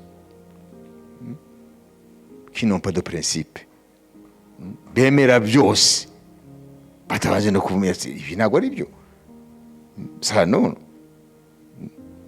Amen. Mwumvise ko buri kintu cyose Imana yaremye gifite amahame akigenga. None n'umuntu nawe kugira amahame amugenga, ariko aba mahame aha abandi amahoro n'ituze. Amen. Kugira ngo nabo baguha amahoro n'ituze, ntabwo ari amahame arengera iby'abandi ukarenga imbibe, sibyo, ukampieta sur les droits des autres. Ni amahame atuma wubaha abandi nabo bakakubaha. Ko niko societe igira harmonie. Imana ishimwe. Harmonie, aho ni ibintu byose bigenda neza. Amen. Kwiye kumenya wowe amahame yawe atume abandi bagubwa neza, ntibakwinube. Nawe ntabwo ukwiye rero kwemera ko nabo bavogera ubuzima bwawe, nk'uko yaba ari umurwa utagira inkike. Biravuga ngo ntimukamere nk'imigwa idafite inkike. Imigi ya kera yarindwaga n'inkike. Biravuga ngo utategeka ibitekerezo bye ameze nk'umurwa utakigira inkike. Ibi nawe ushobora kubiapurika no mu buzima bwawe. Ukwiye kubaka inkike. Ce n'est pas s'isoler des autres, ntabwo ari kwitandukanya n'abandi. Ni ukuba muri societe ariko ukabuzi. Amen. Ukamenya ibikwiriye igihe cyose ariho hose no ku bantu, kugira ngo ntibakwinube kandi banagusuzugure. Imana ishimwe. Nta muntu azaza kubwira ngo ndaje kuguha icyubahiro, reka da. Non. C'est toi qui dois te faire respecter. Imana ishimwe. Abanyarwanda barabivuze, uwigize agatebo ayora ivu. Ahubwo ntabwo ari ivu gusa, n'ibishingwe. Zayora ibishingwe bazabiguterekamo. Ariko igikuru mwabyumvise, amahame agenga kwizera mwayumvise. Twabonye ko abakristo benshi bari muri kategori, barizeye kuko ariko ntibashyira mu bikorwa. Abandi nabo ntibanatura ibyo bizeye. Ibyo nibyo bibloka rero les miracles z'Imana, le surnaturel Imana gukora. Amen. Ngo wabone Imana ikora. Ega Imana ntiyahindutse, ijambo ryayo ntabwo ryahindutse, kandi nawe ikunda wa Petero cyane kurusha twebwe. Ahubwo hari ikintu twe tuzatahuye mu mikorere yayo. Ibyo bintu tubikosora, turaza kubona Imana ya Petero yamugendesheje ijuru y'amazi niyo Mana yacu uyu munsi. Haleluya. Ibintu by'Imana narabibonye agace kabyo ntabwo byahindutse. Bw'umuti vraiment ntabwo byahindutse, biracyari kwa kundi. Imana ishimwe. Ariko nsoma ijambo ry'Imana ndiye nyine nka medita, hanyuma nkavuga ni comment l'appliquer dans ma vie. Ndarishira gute ijambo ribe rizima mu buzima bwanjye. Gasenga, nga medita, gasenga, nyuma noneho asigaye kujyatura, asigaye no kushira mu bikorwa muri reality, muri real life, muri reality. Iteka rirakora. Amen. Iteka rirakora. Ntabwo ryigeze riferinga, rirakora pe. Haleluya. Nkuko bakubwira ngo uyu muti uvura malaria, nimba barawemeje abaganga bangahe na OMS, ajya mu kinyarwanda OMS, mu Kinyarwanda l'Organisation mondiale de la santé, ishami rya Loni yita ku buzima bw'abantu rikabyemeza, noneho bakatangira gukoresha uwo muti kuri malaria, uwo muti ugakora, sibyo? Bagakora ama teste, noneho les cobayes, abemeye ko bapimiraho bakaboneka bigakora, noneho bagahita bakwiza kuba mu bantu malaria, koko uwo muti ukavura malaria. Niko bimeze ijambo ry'Imana. iyo ryujuje ibi bisabwa rirakora ntabwo ryashaje, riracyafite imbaraga. Haleluya. Ahubwo ni abantu mu matorero bataramenya amahame agenga kwizera. Bayibizi. Reka yo ndangije kuri iki mbere ko tugaruka iminota 10. Wowe ijambo ry'Imana n'ugende uvuga hose iti tuvuga wowe urarwaye n'urugero, none urasoma ijambo hano ngo ibibyimba niyo adukirisha, sibyo? Niri muri Yesaya 53 ukagenda ukabyatura muri gare bakakumva ubyatura, sibyo? Byose niko bita bikora. Asiye kurishira mu bikorwa. Kwiye kureba kugira ngo rishyike mu bikorwa bisaba iki? Umuntu muzima muri uyu mwanya yakaba yari ku ishuri, nimba uri umunyeshuri. Umuzima uyu mwanya yakaba yari ku kazi, sibyo? None urahita ukora iki? Nubugenda gusa wikogota wikuraho yote kugera ugira gute?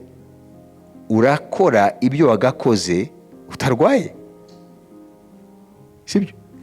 Ukuri ko gushyira mu bikorwa. Amen. Haleluya. Ukwiye kureba ijambo ry'Imana ukoresha mu bikorwa muri kayawe, mu buzima bwawe, hanyuma Imana igakora. Haleluya. Yumva. Kandi ibyo ni by'ukuri muri domene zose, yaba amafaranga, yaba indwara, yaba ibiki, yaba domene zose. Ijambo ry'Imana wizeye rijyanye n'ibyo bintu ukwiye kurishira mu bikorwa. Amen. Ntabwo mufite hano amagambo avuga ku mafaranga. Ni gute Imana yahumugisha ta vie financière, domaine financier ubuzima bwawe. Ntimufite hano se? Ntimufite hano? Ariko bipfira he?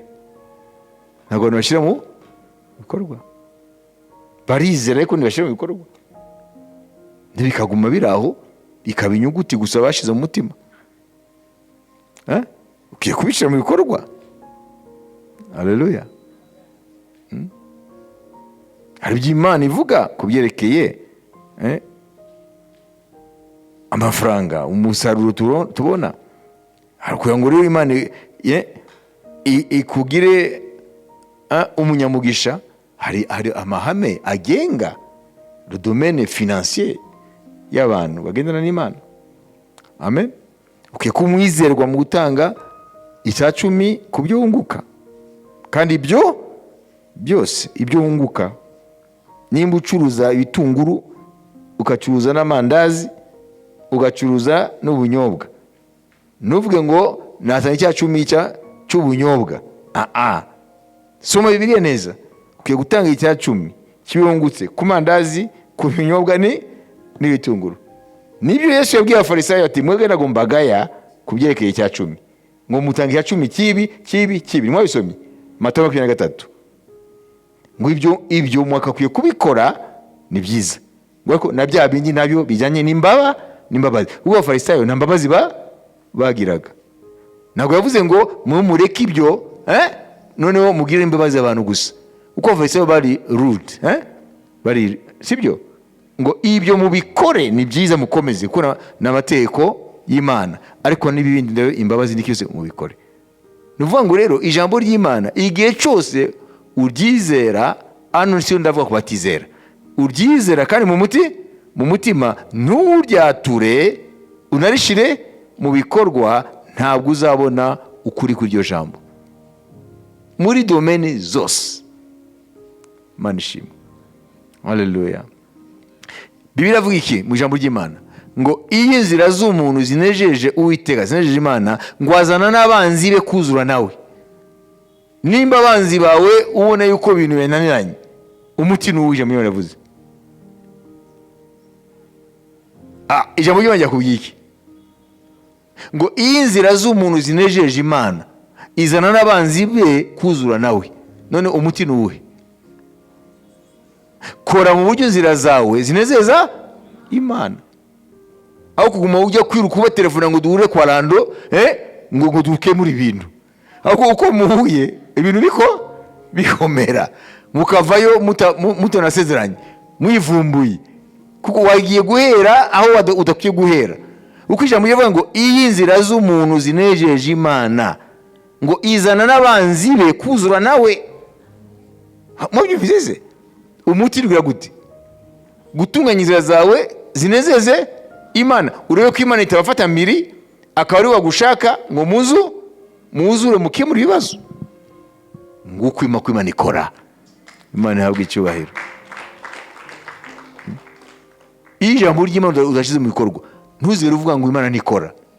Ni wowe wananiwe, kuko amahame agenga kwizera ntabwo wowe uyazi, cyangwa niba unayazi ntabwo yashyira mu bikorwa.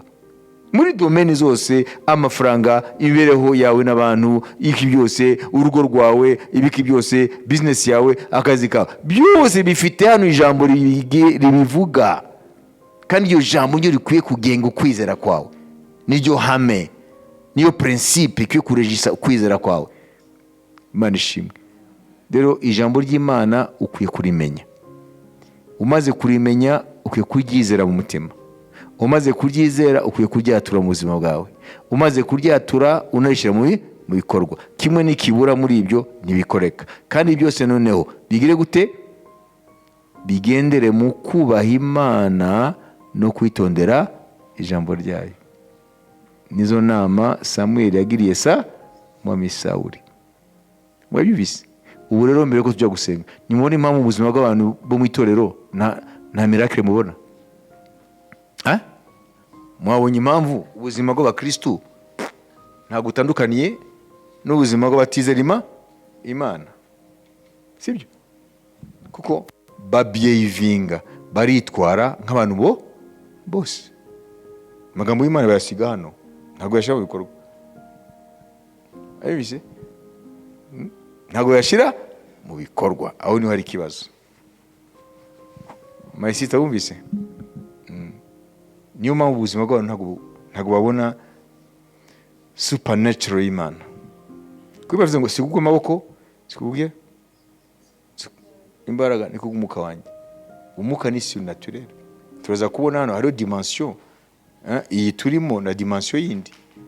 Iyo dimension yindi rero nishobora kwinjira muri dimension yawe ya kimuntu mu gihe udafite ari amahame yo kwizera. Amen. Hallelujah. Bayibise? Bamwe ntago banabaho nkuko hariho dimension iriya supernatural tuwo turavuga. Bazi ko ubuzima ari ubu barimo. Tukaba abakristu bari aho gusa bizera ijambo ry'Imana ariko ntibayishyire mu bikorwa. Bahinduka iki? Bahinduka baperoke, bakasuku. Baravuga gusa papa ariko ntago uyibona mu buzima bwabo. Sibyo? Hallelujah. Waravuze mwami nzatugira umutwe, nzatugira umurizo uzaba umutwe, tuzaba imbere tuzaba inyuma, zaba abimbere, bakagenda bavuga. Sibyo? Ariko bajya kureba mu buzima bwabo ugasanga ekada ya rien. Kubera iki? Bafite ijambo ry'Imana mu mitima yabo, ariko ntago bajyatura, banajyatuye nibarishira mu bikorwa. Noneho waza kureba mu buzima bwabo solution, ibisubizo bahibazo byabo ni ibisubizo bya kimuntu. Wayibise? Aho rero ntabwo ushobora kubona Imana. Amen. Byinshi bipfira muri ibyo. Kwanza gihe nibaza ko byinshi mu bakristo b'ukuri ntabwo bipfira ko kwizera no kwatura. Ahubwo bipfira ko badashyira mu bikorwa. Kuko iyo uganira n'umukristo muzima akubwira amagambo y'Imana, si byose? Sibyo? Aratura akavuga ati ijambo ry'Imana riravuga gutya na gutya, ariko mu bikorwa rero aho niho utabibona. Amen. Iriya jambo yizeye, iriya jambo yatura ntabwo uribona mu bikorwa. Basi Imana ishobora gukora. Imana ishobora gukora. Kadufate iminota 10 hanyuma tugaruke twumve ibisigaye. Saba Imana rero kugira ngo ijambo ry'Imana nturyizere gusa cyangwa uryature, ariko urishire mu bikorwa.